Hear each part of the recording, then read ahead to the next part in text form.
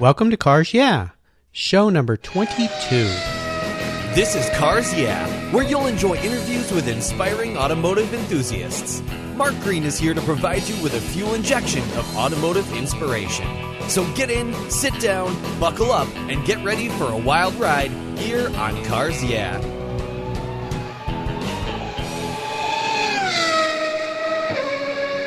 Hello, automotive enthusiasts. I am extremely excited to introduce my guest today, Harold Cleworth. Harold, are you buckled up and ready for a fun ride? I'm ready. I'm ready to rock and roll. Bring it on. All right. I love that. Called the painter laureate of the car, Harold Cleworth's original paintings grace the homes, garages, and office of car collectors and celebrities alike.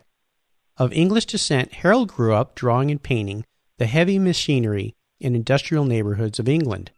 Because of his impressive work, he was accepted to the famous Manchester College of Art. He worked for Decca Records, and his artwork has graced the album covers of the Rolling Stones, The Who, and many others. When a San Francisco car dealer by the name of Richard Rubin commissioned Howard to paint a Mercedes Gullwing, his automotive art career blossomed. Commissions from manufacturers Ford, Chevrolet, and many others soon followed, along with private collectors requesting Cleworth's paintings of their prized automobiles. His ability to capture the essence and spirit of an automobile is unmatched, and I know you're going to find his story very interesting. So, Harold, I've told our listeners a little about you, so please take a moment and share some more about your history, your career, your artwork, of course, and your passion for automobiles. My passion and my inspiration does come from my upbringing from the north of England. It was industrial. It was steam trains. It was cotton mills, coal mines. My father drove a bus for 50 years, and I think he was the one who actually unwittingly introduced me to the aesthetics of machinery. He would show me how an engine worked. He would open the hood of his bus and said, "This drives that. This is how it works. This is a piston engine." So it actually, and I think he probably was assuming that I was going to grow up being a mechanic or something. And in the meantime, I was drawing and painting. So many years later, I think when I actually sat down and began to paint professionally for a living, which is when I was 35, I think, my subject matter came into light. My muse appeared, the classic automobile, and it comes right from my upbringing.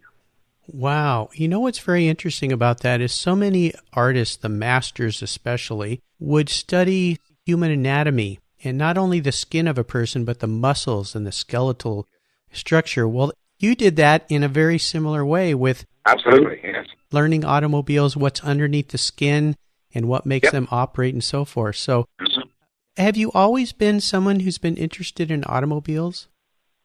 Yes, I have. I remember hitchhiking down to London from Manchester in the 50s and going to the Earl's Court Motor Show and coming back with gobs and bags full of brochures that you could get then. Every car company handed out brochures. So I would come back all this stuff, and my father and I would look through them, and I said, "This is the new Jaguar, this is the new Rolls." And, yes, I have. It's always been there. And, you know, my hometown, which was called Lee in Lancashire, very few people had a car. A car was something that maybe a doctor or a lawyer would. It was all public transportation. Everybody traveled in buses. So I would sit on the corner of my street waiting for a car to come by so I could see it and then guess what it was. There were occasionally a car would drive by. It wasn't like there was a whole stream of them like there is now. There was one every half hour maybe. So it excited me to see them. Wow. Well, what's really interesting about that is so many people I interview, maybe they grew up in the United States where cars were much more prevalent and they saw them all the time. And for you to not see many cars, but that becoming a major subject matter as an artist. Absolutely. Yeah. Obviously your passion. Well, you've painted cars for many, many famous people. Can you share any stories about some of the automobiles you painted for some of the folks that celebrities or the like that people would know, and maybe some interesting stories around those? I can come up with one, actually, which springs to mind. When I lived in San Francisco, which is where I started my career as a painter, in 75, I think, I got a little notoriety from some magazines. I think one of the Old Cars Weekly, I think, did a little story on me. And a gentleman who lived in the Bay Area had just made an absolute fortune with some product that he had invented, and went ahead and bought all these amazing cars. Amongst them was the Bugatti Atlantique, of which there are only two made. So he saw the story in old cars and called me and commissioned to do 4 paintings of these supercharged cars that he just acquired virtually overnight. And I fell in love with the Bugatti, which incidentally, the Bugatti Atlantique now, I believe, changed hands for something like $40 million not too long ago. He, in fact, sold it to Ralph Lauren. Oh. But he said, where do you want to take the car? So I sat in this car, and we drove across Golden Gate Bridge to Marin County, to the Marin Civic Center, because it was a Frank Lloyd Wright building. And it was a very uncomfortable ride. You couldn't open the window very much, and the seats were like deck chairs. So it was, little did I know what I was sitting in at the time, the Bugatti Atlantique. Wow. When I got home, I said, that was a very interesting ride, not knowing that many, many years later, it will become my all-time favorite serious classic car. And I painted it maybe 3 or 4 times now. I never tire of looking at the Bugatti Atlantique. Well, all of the Bugatti cars, but that one especially is genuinely a work of art, a work of jewelry-like art. It's Oh, it is. I also suffer from bad taste as well, which I'm very proud of. I like a bit of bad taste now and then. And my other favorite car will be the '59 Cadillac. I'm a great lover of the American car. That was what inspired me to start painting. In fact, the very first one was the '59 Cadillac. I went to the Earl's Court Motor Show in '59, as I explained earlier, and there, amongst the good taste of the British cars, the Rolls and the Bentleys, the Jags, etc., was the bad taste of the Americans. The '59 Cadillac Eldorado Biarritz convertible, and it's all silver. I mean, I think most of the English people were appalled at this monster. I kind of fell in love with it secretly.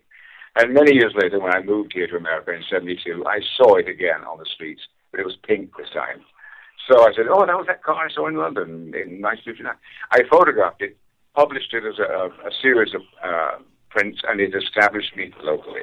That is what gave me a local name, my pink fin. I just painted the back end of the car, just one fin. Nobody knew my name. I said, the guy who did that pink fin thing. Oh, him, yeah. And later on, the Gullwing Mercedes was the one that gave me national recognition. But my career is definitely attributed to the pink fin, or the beginning of that. The pink fin Biarritz, isn't that interesting? It was, I know, it was a nice piece of graphic art. I think I did 950 prints of it, and that's all I had for sale in my gallery on Haight Street in San Francisco. People will come in and go, what do you got? I said, well, I've got this one image, and I've got 950 prints. And it would slowly start selling, and eventually establish me. Well, what a wonderful story. That is really, really interesting. Thank you for sharing that. Harold, I'd like to continue on our journey with you here with a success quote, a saying that has been instrumental in forming your success. It's a great way to get the inspirational tires turning here on Cars Yeah. So, Harold, take the wheel. Yeah, I've got a quote for you. This is why I always tell people when the people come over and they say, "Oh, you do what you love. How do you manage?" I say, "Well, that is the key. I'm doing what I love." I know not everyone gets the opportunity to do that, but I have. I'm one of those lucky guys who wakes up in the morning and walks across to my garden, my studio, and paints all day. And I love it, and I've been doing it 35 years. I never tire of it. I never tire of my subject matter. That is a key, I think, to a success. What it will do is bring you contentment in your life. And it's not about money. It's not about stuff. And I've worked for people who have maybe 200 to 300. I have a client here who has literally about 200 cars, all of which are in immaculate condition. He's an extremely wealthy man, and he's a very nice man. He's a good man. He's obsessive, needless to say, but he asked me once, he said, "You seem to be very happy, Harold. How, you live near the beach." I said, "Yeah, that's something to do with it, but I do what I love. I've reached a level of contentment." I said, "How about you?" He said, "I'm still working on that." And I thought, good Lord, you have all this stuff and you still haven't found that inner you yet? So that to me is a quote, what I always do, what you love. Yes, that is such a great quote. And you really answered my next question is how do you incorporate that into your life? And you have found the secret to eternal youth, if you will. Yeah, I have. To do what you enjoy and you love. Yeah, it's not a thing that only achieves, and I realize that, and it's not. I was blessed with a gift, and it's not been easy. It's been a roller coaster ride, but I never for one second said, well, if it doesn't work out, I'll have to go to get. If it had not worked out, I would have starved to death probably, because there's nothing done. I don't know what else to do. I paint. That's it. I was born to paint. Yes, you were born to paint. Yeah. Can you tell us, Harold, a story that really instigated your passion for cars? Tell us about that pivotal moment in your life when you really understood and knew that you were a car guy. Growing up, again, going back to the north of England, it never occurred to me that the car would be a subject matter for painting. I don't know why. I loved them, but it was separate from my abilities as an illustrator, as an artist. What I painted then was the local landscapes, the coal mines and the cotton mills. It was only when I came to America, it was moving here to the States, that pointed out the 50s American car in particular. All of them. I'd be walking down the street and suddenly this monstrous car would drive by and I would jump in front of it. So what the hell is that? Oh, it's like Ford. I ended up having a 58 Chrysler Imperial Crown Southampton, my first car here. And they were delightful. They had a sense of humor that I hadn't seen before in an automobile. It was just that period of car that inspired me and gave me my muse, the 50s American car. Wonderful. What a great story. I love the way you tell that story, too. That was really nice. Thanks. So, Harold, what I want to do now is to take a look at your roads you've driven down, the journeys, and crawl under the hood and maybe get our hands a little dirty. Would you share with us a huge challenge, maybe even a failure in your life that really pushed you to a breaking point? But more importantly, share with us how you overcame that situation. Okay. About 3 years ago, I was commissioned by to produce a poster for the Pebble Beach Concours d'Elegance. I'm sure you're familiar with that. Oh, yes. It is the number one judged classic car show in the world. So for me to be asked to do a poster for that show was indeed a great honor. However, I remember calling them and saying, okay, what kind of car am I putting in here? And they told me it was an old Alfa Romeo. I said, well, I need reference to it. Can you send me pictures of it? They said, well, unfortunately, the car is presently in boxes in England, and it's being put together for the Pebble Beach show. There was no reference to that car, except for... so we'll see what we can do. They send me photographs of each part, of the hood, of the wing, of the wheel, and I had to build it myself, for God's sake. I mean, how can I show this car? Are you kidding me? They sent Yes. you parts? Send me a color swatch, a little bit of metal. Say, this is the color, and this is what the hood looks like. This is what the bonnet looks like. This is the steering wheel. So I literally had to visually build the car myself. I found references to cars that were similar. There were a few cars that have this model made, but they were all different. They're all slightly different. So this was a hell of a challenge, and it was very frustrating. When I finished the angle of the painting, the people at Pebble Beach said, well, that's fine, but do you think you can just turn the car a little bit more to the right?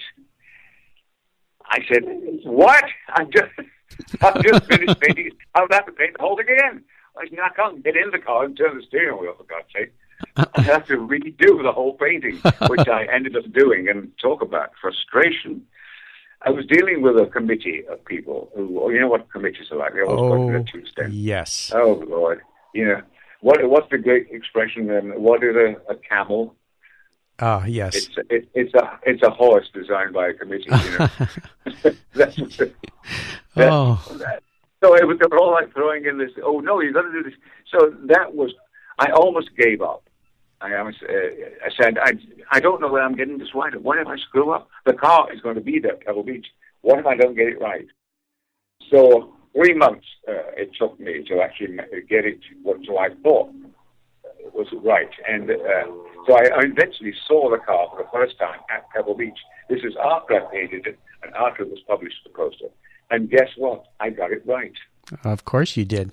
I have no idea how that happened, but I did. Well, what a wonderful story. Thank you for sharing that. That is, I remember that. I've been to Pebble Beach for the last 23 years in a row. And I remember that poster because I love that car, but I had no idea. Marvelous car. And I'll bet a lot of our listeners had no idea the story behind that poster. Thank you for sharing that. Oh, gosh. Yeah, sure. I cannot even imagine. Well, Harold, let's shift gears here and go to the other end of the spectrum. And if you would share a story with us where you had a real aha moment in your career as a painter of cars, that time when you realized that the idea or concept that you could really make a living painting cars really flashed in your mind and said, wow, I can really do this and be a success. Even to this day, I'm known for one image more than any other image that I've ever done. And that is the black 1955 Gullwing Mercedes. It was some man who drove by into my gallery in San Francisco and brought this car by. And that car at the time wasn't really worth a lot of money. You could probably buy one for about $5,000 or $6,000. I painted it and published it, and the image went viral. That was my aha moment. And that was maybe the fourth car that I painted. But that one just took off. It was in movies. It was every time I turned a corner, and there was a gallery there it was in the window. It was everywhere. It was that moment or that time that I said, okay, A, I found my muse, and B, I know, it's been there all my life, for God's sake. Why haven't I'm just waking up to the fact. Now I know what I'm going to be painting for the rest of my life. So it was the Gullwing that did it. Do you think it was because of the car, or was it because of the way you displayed it? I think it was the way that I painted it, because I painted it on a white background. It was you were looking it right in the eyes with the doors open up in the air. And it was a very powerful graphic image that didn't just sell to people who had one of those cars or were interested. It worked with your contemporary decor. It was, you could buy it in furniture stores. You could buy it in frame shops. It was across the board. It wasn't just for the automotive world. It was for the decorator world as well. Right. So it had many, and it was a strong image. It was looking right back at you. I always feel if you look at a car in the eyes, it will look back at you. You know, this did it. Well, an iconic piece of artwork of an iconic car by an iconic man. I think you hit all three marks there. So spectacular. Can you tell us, Harold? In fact, let's have a little fun here. Can you tell us what your first car was, and more importantly, what kind of fun things did you do with that car? Maybe adventures, memories, trips? The first car I owned was a Sunbeam Alpine in London. Sunbeam Alpine, yes. And I was thrilled. It was my first car, and I could not wait to drive from London to Manchester to show my parents, my father especially, this car. And it happened to be it was one of those cars that you took the top off. It was a hard top convertible. So but when you took it off, you had to leave it behind. So I thought, okay, I'm going to drive up the M1 to my hometown. It's about a 2.5-hour drive to show my father I was so proud of his car. And halfway there, of course, the weather turned ugly and it started to rain like you wouldn't believe. And I'm in this convertible car. When I finally got home, I was saturated. I opened the door and a big flood of water came out of the car. It was all filled up. It almost ruined the car. So that was my first memory of my first car. Wow. My father just laughed. He said, what happened? I said, he said, you didn't come to the top. I said, yeah, but I'd left you behind. I wanted to drive a convertible, you know. He probably rolled his eyes. Oh, Lord, Harold, what were you thinking? Oh, how fun. How fun. I should know. I should be aware. I had a convertible up here in the Northwest, and it rains a lot here like it does in England. Oh, yeah, it does. And I got caught one time away from home. The car had no top on it, and by the time I got home, I always tell people, even my socks and underwear were soaked. Oh, mine too. Oh, that's a great story. My first American car was if I could find another one, I would buy, which is the one I mentioned earlier, the 58 Imperial Crown Southampton. I absolutely love that. My first big American car. You know, in England I had a Mini, for God's sake. You had to get on your hands and knees to get into that car. It was so tiny. But so I was looking forward to, when I got to America, having the biggest car I could get in. I wanted to drive a living room around the place, yeah. And I found it in the Imperial, and it was marvelous. Power, everything, turquoise, fins sticking out the back. It was a masterpiece. I miss that car so much. Well, I hope you have one again someday. Oh, I'll find out, yeah. Is there a car in your past that you sold that you really wish you had back, and maybe it's that car you just talked about? That was exactly the one, yes.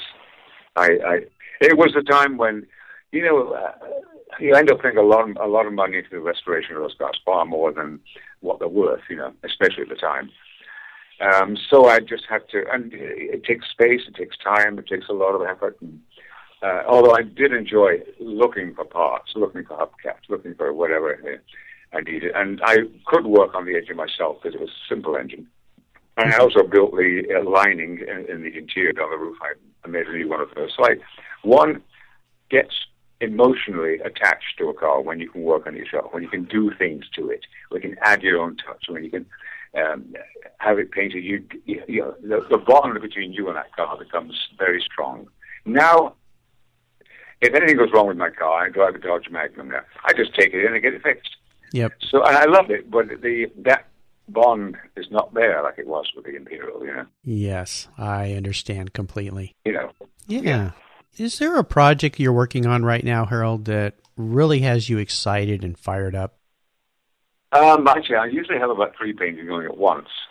I have a client in Switzerland who buys my work. And he leaves me alone to do what I want, which is the best client you could ever wish. He doesn't say, I have this car, will you do a painting of it? I've done that many times.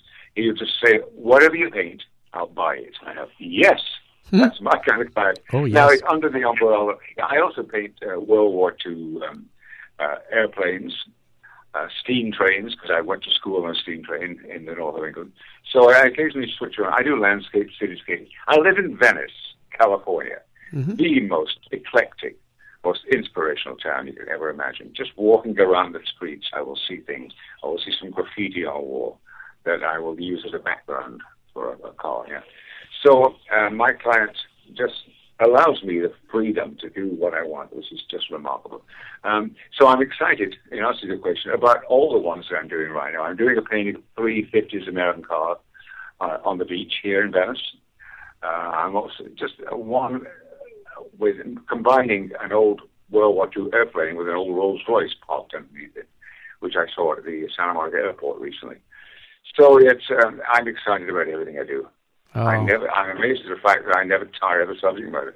I'm putting a book together finally at my work, which is the most exciting thing in the world for me right now. In August, there will be a book of 35 years worth of work, which I cannot wait to see. Oh, goodness. Where will we be able to find that book? That's a good question. I'm not really sure at the moment. The book is called Cleworth, An Artful Life. So it's being published by a company here locally in Culver City, and they will be handling the distribution. So I'm not quite sure exactly where it'll be to begin with. I will have a copy, however, at Pebble Beach. Oh, good. And after that, So after that, I'm going to have some book signings for the Peterson Museum here and a couple of other places. So as to where it will be distributed, as yet, I'm not sure. Okay. Well, when you find out, you can let me know, and I will post that on the carsyeah.com website on your show notes page. Great. Yes, so people can make sure they can get a copy of that. I look forward to that. Oh, that'd be really nice. Thank you. That's splendid. Do you have a favorite way to spend time with cars in your garage right now? Wrenching on them, detailing them, restoring them, or is driving them what you really enjoy? Yes, no, that's it. I, at the moment, don't have a classic car that I can work on. I'm an avid cyclist. I love bicycles, so I have a selection of bicycles of all kinds. In terms of working on a car, I quite frankly don't have the time to do that anymore. I used to, but now I just spend time painting. Painting cars. Because the car I have right now doesn't need to be worked on. I will eventually. I'd like to get back to getting a car that's 90% restored. So I just have to go in there and fool around with it and add things and look for parts, and I do miss that. Mm-hmm. But it'll come back. Well, in a way, you get to work on cars all the time because you're always painting them. It's always there. I really don't need to. Sometimes I need a break from it, for God's sake. What fun. So, Harold, we're coming up on one of my favorite parts of our discussion. I call it the last lap. And this is where I fire off a series of questions, and you give our listeners very quick blips of the throttle answers. So, are you ready? Okay. What is the best automotive advice you've ever received? Oh, Lord, the best automotive advice that I've ever received. That's, to come up with something off the top of my head, may be a little difficult. Ask me another one. Let me think about that. Okay, we'll come back to that one. Could you share one of your personal habits that you believe contributes to your success? A habit? Yes. Working on canvas, just coming in and painting. I don't know how else to answer that question other than what I actually do, which is painting every day, which is coming to my studio. And, after walking my dog and doing what I have to, and also going, what I do, actually, every time I finish painting, is there's a local bar here in Venice where all my friends go every night. I will unveil that painting to my friends, my local friends. I don't do gallery showings, not very much anyway. This is a group of people who are across the board. Very few are artists, but it's a very mixture, a very broad range of people. And I get the most honest criticism from that. Maybe every 3 weeks I'll unveil one there. And people get excited and come to see it. And it creates discussion, it creates interest. And not, like I said, they're not artists, but their opinions. I like the opinion of the common man, the one who doesn't paint, the one who doesn't go to art galleries. Because I'm a realist painter. I'm showing them what they've seen already, but probably never noticed. And that's where, if they don't see realism, then I've screwed up somewhere, But I never show it. I wish I lived down there near Venice so I could be there for those unveilings. That sounds like it's fun. Lot of fun. It is. Wonderful. That's one of my favorite things to do. Yeah. Do you have a resource that you could share with our listeners that you're really fond of? Maybe it's a website you enjoy going to, or a supplier of some kind, or restoration shop, or even a person. If I have an assistant, and if I need some research doing, he does it for me. I say, please, can you find me a picture of this particular car? Right now I'm working on this painting that I told you that has this car underneath an airplane, a couple of airplane propellers. And I wanted a Rolls Royce. So he found one that used to belong to the Aga Khan, and it's a Rolls Royce Sedan de Ville. It's a massive car, and it was perfect for this image. So I use the internet quite a lot, but personally, I like to use my own reference. I go to many car shows, and I like my own reference, my own subject. If I have to go online, then I will, but I personally prefer my own. But that, to me, is part of my creative process, finding the image, photographing it, and then using that. But if I have to, yeah. I was going to say, so your resource would be your camera and your eyes. That's right. Wonderful. Is there a book that you've recently read that you could share with our listeners that you really enjoyed? No. because I don't read books. Okay. I'm embarrassed to say it. I read magazines, Road and Track, Motor, and all of those. But it's time. I don't have time. I have a full life and a full day. Yep. You're too busy having fun painting. If I'm not painting, I'm hanging out with my friends at the local bar and enjoying their company away from what I'm doing. And then I have a couple of cocktails, come home, pass out, and wake up and do the whole thing all over again. What kind of life? You're one fun guy. That's my life. Okay, well, I'm going to go back to that first question. I hope you have thought a little bit. The best automotive advice you've ever received? All right. What do you mean automotive advice? Well, an example would be buy low, sell high, or buy the car you're really passionate about, or One person said, if the top goes down, the price goes up. Is there something you can think about automobiles that somebody maybe gave you advice on one day that you always, maybe for you it would be paint what you love that you've seen? This is not really, it may be, I was once asked in an interview on TV, if I was a car, what would I do? Which I thought was an interesting question. I like that. And that gave me, I know, and I couldn't come up with one car because, but I came up with a combination of two. I said I think I would probably be, being English, a Morgan, but it would have to have 59 Cadillac tail fins on the back of it. Oh my gosh. because a horrific thought. But that explains who I am. I'm rather flamboyant, which I'm very proud of, and I'm very British, which I'm also very proud of. I love the good taste of the English. I love the bad taste of the American. My place is extremely eclectic where I live.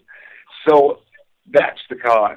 That was my answer, which the man would come in and say, "Are you mad? What? You're going to be a what?" Oh, well, you know what? I love that answer because you live in Venice, and if anyone's ever been to Venice, you would understand that if you saw a Morgan with tail fins drive by, you'd probably go, "All right, that works." Maybe I'll design one myself. Yeah, or maybe you could paint one. I go to the George Barris classic car show every year. It was recently here in Culver City. You know who George Barris is? Oh, yeah, the Cars to the Stars. Yep. Wow, really. He has, that attracts the Latino community and what they do to their cars. The low riders, the pinstriping, the gold. It is the absolute opposite of Pebble Beach, of course. Yes. Pebble Beach is the good taste. George Barris is extremely bad taste, but I love both of them because the work that these Latino put into it is beautifully done. The detail and the professionalism is amazing. It may be gold lame with chain steering wheels, but it's still beautifully done, and I have great respect for that. Yeah. So I like both the extremes. Oh, that's wonderful. I love that. Yeah. All right, Harold. Well, we're up to the last part of our interview here. I like to call this the checkered flag. We could come up with an interesting answer from you, I think, after having talked about your finned Morgan. So, Harold, this last question can sometimes be what I call a real doozy. If you could have only one collector car in your garage, something you couldn't sell to buy other cars with, and money is no object, what would that car be, and more importantly, why? I would have to say the Bugatti Atlantique. And why? Because it is a work of art. It's a piece of sculpture. It's not just a car. It's a piece of fine art. And that is what I achieve, or hopefully achieve to do, is produce fine art. For me to look at the Bugatti Atlantique on a daily basis in a garage would just, I would die and go to heaven. For me, that's the most beautiful creature in the world. Yes, it is a gorgeous car, and anybody who's ever had a chance to see one in person will understand. Like it. I cannot get over that car every time I look at it. It's remarkable. Wonderful. Well, that's great. Well, Harold, you've taken us on a great ride today, and I've really enjoyed talking with you. What fun this has been. Thank you for sharing your journey with me and the listeners, and please give us one parting piece of guidance before you drive off into the sunset in that Bugatti. And let our listeners know what is the best way that they can learn more about you and your artwork, and perhaps find you on the web. And then we'll say goodbye. Okay. My website is cleworthart.com. CLEWORTHART.com. There you will find many examples of not only cars I've done, but steam trains, airplanes, landscapes, cityscapes, and also look for my book when it comes out. Cleworth, An Artful Life. We'll look forward to that. Absolutely. And one parting piece of guidance that you might give our listeners? Do what you love. Do what you love. That's pretty simple and pretty direct, and it's obvious you do what you love. I do. Wonderful. Listeners, you can find everything we've talked about today here on carsyeah.com/Harold Cleworth. Just go to the search bar, type in Harold, and you'll find everything on Harold's show note page. Harold, I want to thank you for being so generous with your time and your expertise. Not at all. and sharing your experience with our listeners. I've had such a fun time, and I can't wait to see you down at Pebble Beach this summer. Oh, I look forward to meeting you. I'm going to find you, and I'm going to get one of those books and add it to my library. So until we get to talk again, we'll see you down the road. Thank you so much. It's been a pleasure. Thank you so much for joining us on today's ride here at Cars Yeah. Drive on over to carsyeah.com to find show notes and inspiring automotive fun. Download your free copy of Filler Up, a fun book filled with gorgeous photographs of fuel filler fun, including quotes from more inspiring automotive enthusiasts. Download your copy today, and we'll see you next time on Cars Yeah.